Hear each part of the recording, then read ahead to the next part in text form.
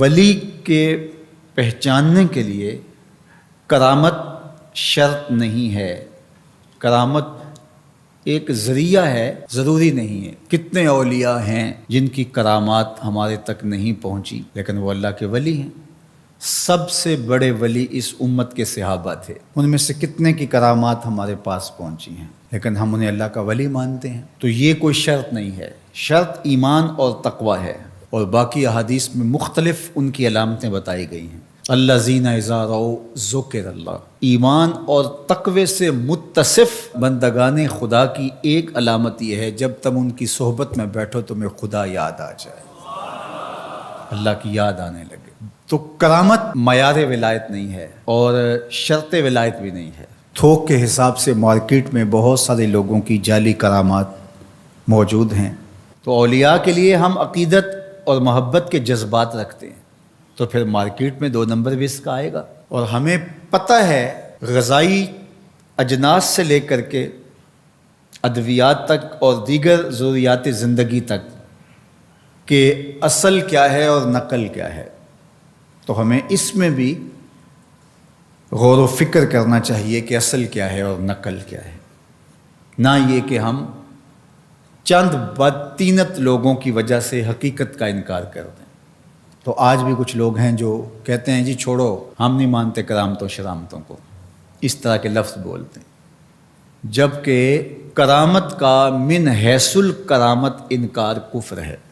اگر کوئی کہے میں کرامت کو ہی نہیں مانتا تو یہ کفر ہے۔ وہ کرامتیں جن کا بیان قرآن مجید میں موجود ہے، جس طرح آصف بن برخیہ کا تخت بلقیس لانا، حضرت مریم سلام اللہ علیہا کے حجرے میں بے موسم پھلوں کا آنا، اصحاب کہف کا 300 سے زائد سال کا عرصہ سوئے رہنا کھائے پیے بغیر، اور رب ان کی کروٹیں بھی بدلتا رہا، یہ قرآن میں مذکور ہے۔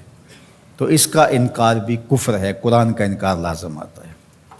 اگر کسی کرامت کا بیان حدیث متواتر میں ہو تو اس کا انکار بھی کفر ہے، لیکن ایسی کوئی کرامت نہیں جس کا ذکر حدیث متواتر میں ہو۔ البتہ احادیث مشہورہ اور احادیث احاد میں کرامات کا بیان موجود ہے، تو ان کا انکار بھی گمراہی ہے۔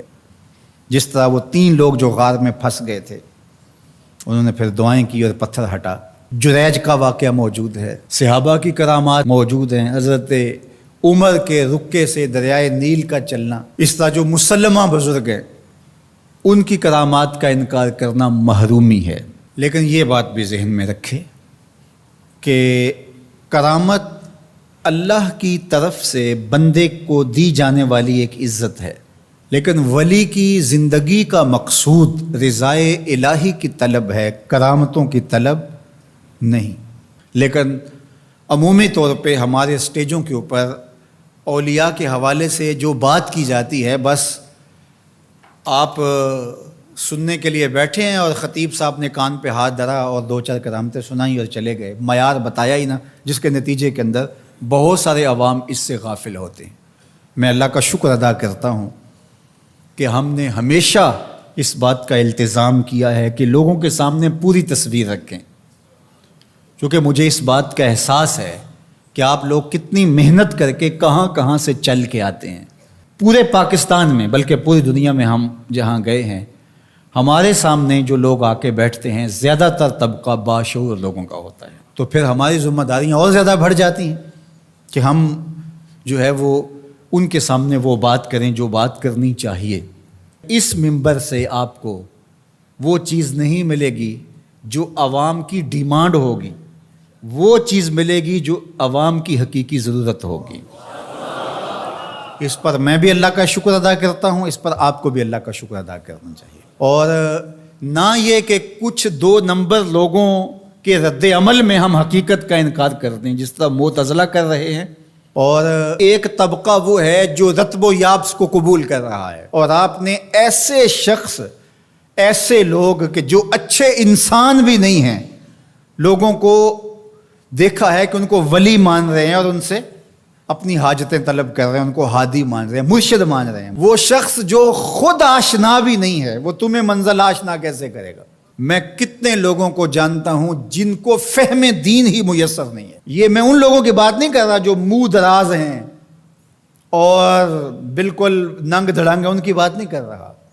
جو بظاہر حلیے میں بھی ہیں ان کا فہم دین ہی ناقص ہے. کتنے ایسے علماء کو جانتا ہوں ان کی توحید کا تصور ناقص ہے. تو یہ بدبختی ہوتی ہے. اب وہ کیا کسی کی رہنمائی کریں گے؟ جو خود ڈوب رہا ہے وہ کسی کا ہاتھ کیسے پکڑے گا؟